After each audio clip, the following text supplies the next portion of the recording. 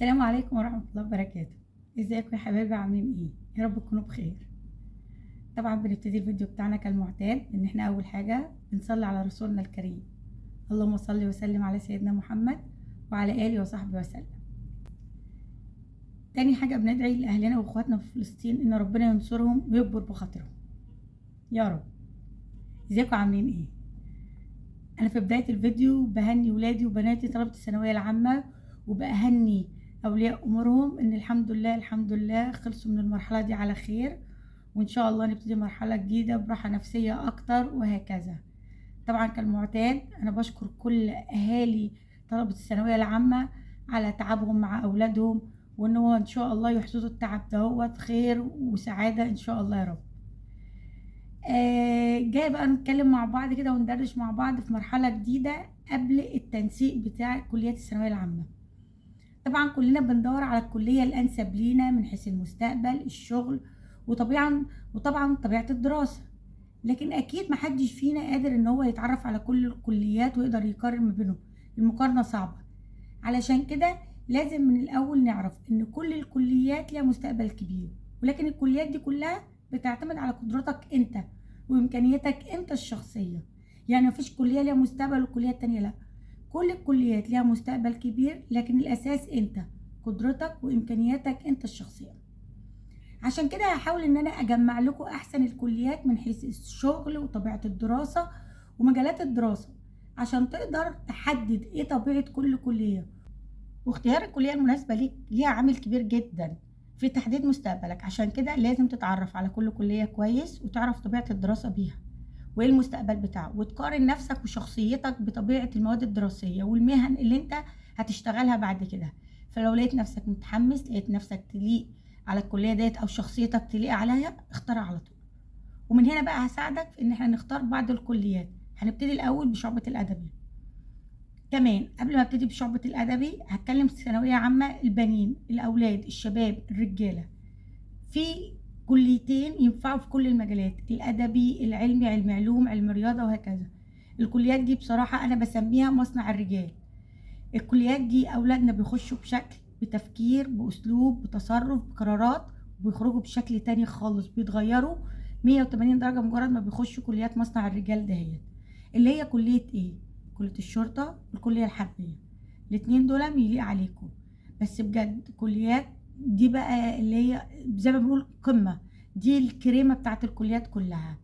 أولا بتخرج ما شاء الله بعد 4 سنين بتلاقي نفسك وظيفة، بتلاقي نفسك مكانة في المجتمع، دورك مهم جدا. طبعا ما بقللش من الباقيين، بس دي بقى يعني زي ما بنقول ايه، دور بقى معروف اكتر.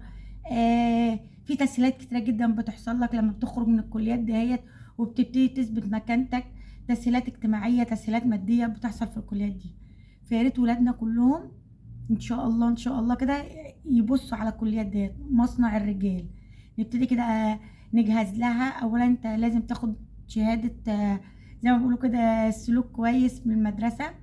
تبتدي بقى تنزل المراكز الرياضية، الجيم، تبتدي تعمل فورمة، مش الساحل، لا فورمة مصانع الرجال، وبتسحب الدوسيه وبتبتدي تتقدم لها والكلام ده كله. فياريت بقى نفكر في الكلية دي كويس جدا لولادنا الشباب الرجالة. نرجع بقى ونتكلم على اهم الكليات بقى بالنسبة لشعبة الادب، وهقولها لكم بالترتيب، وهقول لك كل واحدة فيها ايه وظيفة الوظائف بتاعتها او فرص العمل بتاعتها. وكالمعتاد هتقارن كل كلية بشخصيتك، باللي يليق عليك، بالمواد الدراسية اللي انت هتقدر تمشي فيها ولا لأ، وعن طريق كده بنختار الكلية بتاعتك. تعالوا بقى نشوف بالترتيب كده اهم الكليات بالنسبة لشعبة الأدب. طبعا الكليات اللي انا هقولها لكم مش شرط ان ده الترتيب بتاعها، انا هقول لك الكليات ككل وانتوا تختاروا ايه اللي يناسبكم وايه اللي هي تبعكم. يعني المواد الدراسيه تبقى بالنسبه لكم سهله، تليق عليكم الكليه دهيت. هتكلم عن كليه اللي هي الاقتصاد وعلوم سياسيه. طبعا دي بتعتبر من كليات القمه بالنسبه للادبي. مش الادبي وبس، حتى العلمي اللي ما بيخشوش الكليات بتاعتهم من حقهم يخشوا كليه الاقتصاد والعلوم السياسيه. الكلية دي عبارة عن 4 سنين، تعتبر زي ما بقول لك كده من أفضل كليات الأدبي. والكلية دي عبارة عن قسمين، قسم اللي هو اسمه الاقتصاد، والقسم التاني اللي هي العلوم السياسية. وانت كطالب بنفسك اللي بتختار التشعب. لو بصينا لقسم الاقتصاد طب انا لما ادرس في الكليه دي انا عايزاك تركز. انا مش عايز كليه اخشها 4 سنين 5 سنين 7 سنين واخرج انا مش عارفه انا هشتغل ايه. انا عايزاك تحط عينك على الكليه اللي انا هخشها وبالتالي اخرج اشتغل. طيب لو انا دخلت كليه الاقتصاد والعلوم السياسيه وتخصصت في قسم الاقتصاد هشتغل ايه؟ هتشتغل حاجات كتير جدا. ممكن تشتغل محلل اقتصادي، ممكن تشتغل في اي بنك، في المؤسسات الماليه، ممكن تشتغل في البورصه، ممكن تشتغل في وزاره الماليه، في وزاره الاقتصاد، قصدي التجاره ووزاره الصناعه وهكذا. طيب طب لو انا اخترت قسم العلوم السياسيه اشتغل ايه؟ هتشتغل محلل سياسي، ممكن تبقى مسوق للحملات الانتخابيه بتاعت مجلس الشعب، مجلس النواب، البرلمان، الكلام ده كله. ممكن تبقى سياسي، ممكن تبقى مسؤول في وزاره الخارجيه، السلك الدبلوماسي يعني. مش كده وبس، ممكن تكون برضو مسؤول في مؤسسات الدولة سواء التشريعية والتنفيذية. دي ليها وظائف، بس برضو لازم تخلي بالك ان انت عشان تشتغل الحاجات دي فانت لازم تجيب تقدير في ال4 سنين امتياز. فخلي بالك من اللي انا بقوله لك ده. لو انت ضامن انك تخش الكلية دهيت والمواد دي انت ليك فيها وانك هتقدر تشتغل على نفسك وتجيب امتياز عشان تشتغل في الوظائف دي، ف يلا ادي اول كلية. هتكلم بقى عن الكلية التانية، كلية الاعلام. برضو بتعتبر كلية الاعلام من كليات القمة بالنسبة للادبي. كلية الاعلام دي برضو 4 سنين، برضو بتعتبر من الكليات الممتازة. اهم حاجة تليق عليك المواد الدراسية بالنسبة لك تكون سهلة. كلية الإعلام عبارة عن قسمين، قسم باللغة العربية وقسم باللغة الإنجليزية. أنت اللي بتختار أنا عايز أدرس إعلام بالعربي ولا هدرسه بالإنجليزي. طيب الكلية الإعلام دهيت أنا ممكن أشتغل في الصحافة، ممكن أشتغل في الإعلام، في الإذاعة، في التلفزيون وهكذا. طيب كلية الإعلام ليها أقسام؟ طبعا أقسامها كتير جدا، قسم الصحافة، قسم الإعلام، قسم الإذاعة والتلفزيون، قسم العلاقات العامة وغيرها من الأقسام. أنت اللي بتختار القسم، ودلوقتي أنت بتختاره في سنة تالتة. يعني قبل كده كانوا بيختاروه من سنة تانية، لا التخصص بتاعك أو القسم اللي أنت هتتخصص فيه من سنة تالتة. وبرضه عشان تتخصص في القسم اللي أنت عايزه في سنة تالتة لازم تكون جايب تقديرات كويسة. ادي بالنسبة لكلية الإعلام. هتكلم برضو بالنسبة لكلية الألسن. برضو كلية الألسن 4 سنين، وبرضو كلية الألسن بقى بتحتاج إن أنا أجيب درجات عالية في اللغات. طيب أنا ممكن أشتغل في كلية الألسن إيه؟ أخش أدرس أي لغة وأشتغل في إيه؟ ممكن تشتغل في الوزارة، ممكن تشتغل في الترجمة، ممكن تشتغل بالتدريس في المدارس الأجنبية، لأن المدارس الأجنبية ذات نفسها بتحب إن هم يشتغلوا عندها مدرسين خارجي الألسن. تشتغل في السفارة. طب مش كده وبس، تشتغل في الصحافة، في الإعلام، في النشاط السياحي، الإرشاد السياحي وهكذا. ماشي. تعال بقى أنا هنا حتة بقى نصيحة، أنا عايزاك لما تخش كلية الألسن تتخصص في لغات جديدة. يعني إيه أتخصص في لغات جديدة؟ وليه أتخصص في لغات جديدة؟ تتخصص في لغات جديدة يعني ما تبعلش كل اللغات ليها احترامها وليها تقديرها. ما تجيش تتخصص لي في الألسن في الإنجليش، في الفرنش، حتى في الجرماني، لا اللغات دي خلاص. احنا الانجليش ده من ايام الانجليز لما احتلونا 1882 واحنا خلاص دوسنا فيه، مش مطلوبه كتير. الفرنساوي من ايام الحمله الفرنسيه لما جابت استولت علينا برضو لا خلاص. الالماني ها كويس شويه. انا عايزاك بقى تتخصص في لغات سوق العمل محتاجها، بحيث زي ما بقول لك ما تقعدش 4 سنين في كليه وترجع في الاخر انا ما عنديش فرصه عمل. لا انت ما عندكش عشان انت ما درستش سوق العمل محتاج ايه. اتخصص في اللغه الصينيه، حلوه دلوقتي المنتجات الصينيه ماليه السوق. اتخصص في اللغه العبريه. هتقولي العبريه لغه ما اعرفش مين، اقول لك لا ما انت لازم تعرف لغتهم وتفهمهم عشان نبقى عارفين الناس دي بتفكر في ايه. وبرضه هتحتاجها، هيحتاجوك في الترجمه، هيحتاجوك في حاجات كتير جدا، في برامج بتيجي باللغه العبريه هيحتاجوك فيها. اتخصص في لغات جديده، لغات حقيقي السوق محتاجها. اتخصص في اللغه التركيه وهكذا. هتكلم برضو عن كلية برضو كويسة اللي هي كلية تربية. بس عايزة اقول لك حاجة، كلية تربية ايه اللي انت درسته من اولى ابتدائي لحد ما خلصت ثانوية عامة؟ كل المواد اللي انت درستها دي عبارة عن تخصصات موجودة في كلية التربية. يعني اللغة العربية، التاريخ، الجغرافيا، الانجليش، الفرنش، الماس، العلوم، الحاجات دي كلها موجودة اقسام و4 سنين.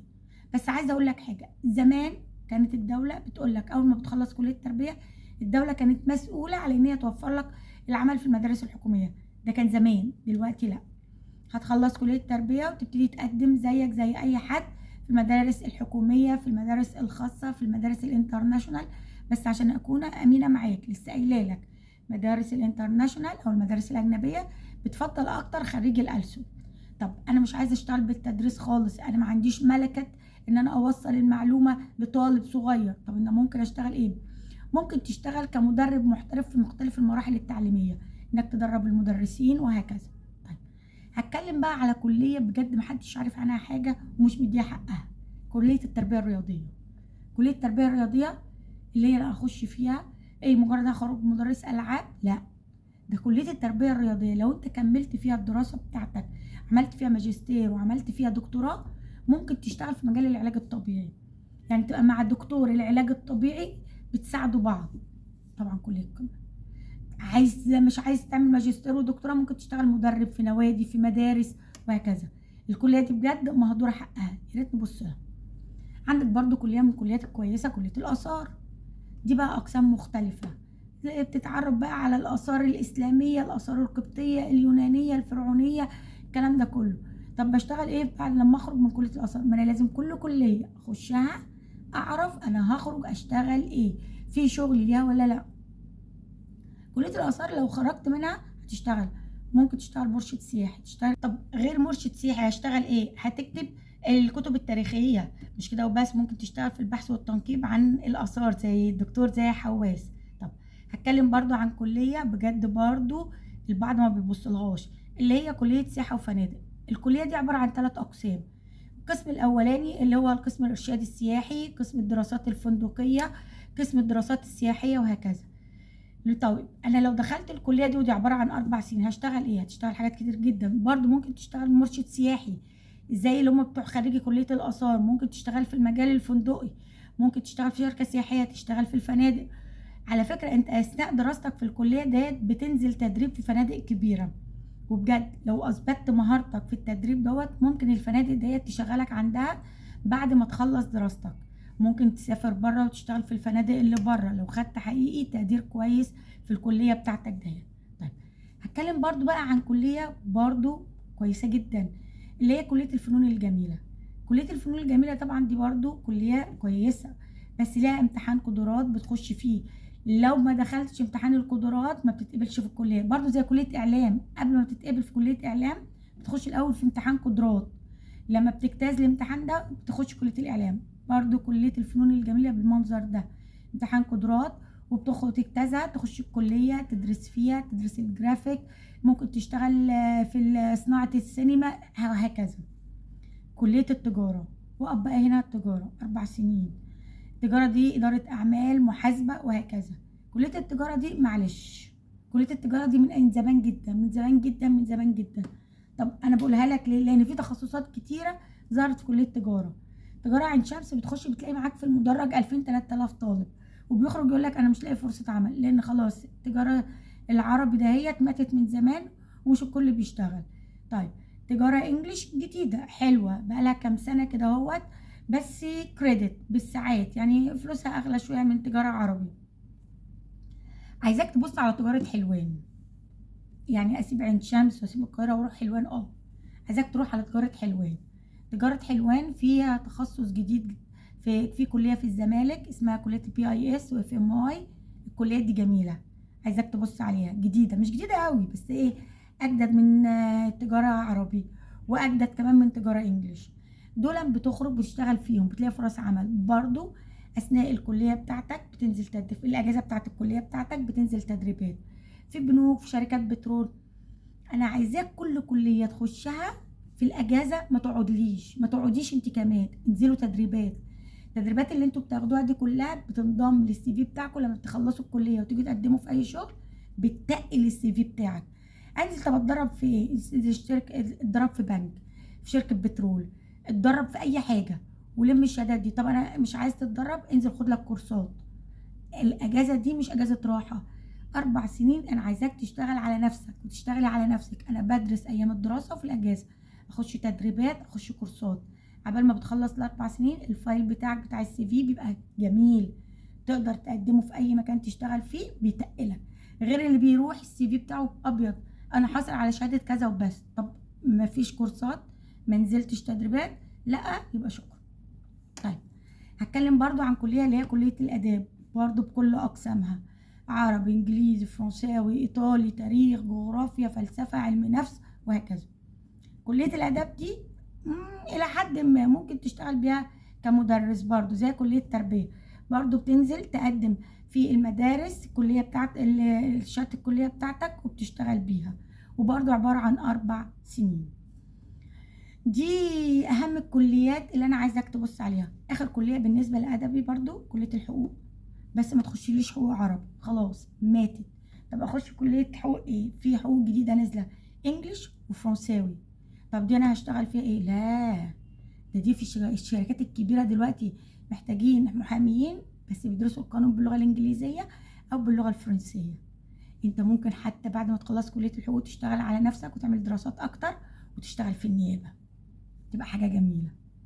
دي بعض وأهم الكليات بالنسبة للأدبي. عايزاك تبص على كل كلية تليق عليك ولا ما تليقش عليك، المواد الدراسية انت هتعرف تنفع تشتغل فيها، لو اشتغلت على نفسك هتجيب فيها. التخصصات بتاعتها بالنسبة لك دي طموحاتك، بعد ما هتخلص ال4 سنين هتخرج هتلاقي فرص عمل، ولا هتلاقي نفسك بتشتغل في مجال غير اللي انت قعدت تدرسهم 4 سنين. يا ريت نركز على النقطة دي، مدرستي وضيع 4 سنين وفي الاخر اروح اشتغل حاجة جديدة. زي ما بقول لكم دي اهم الكليات بالنسبة للأدب.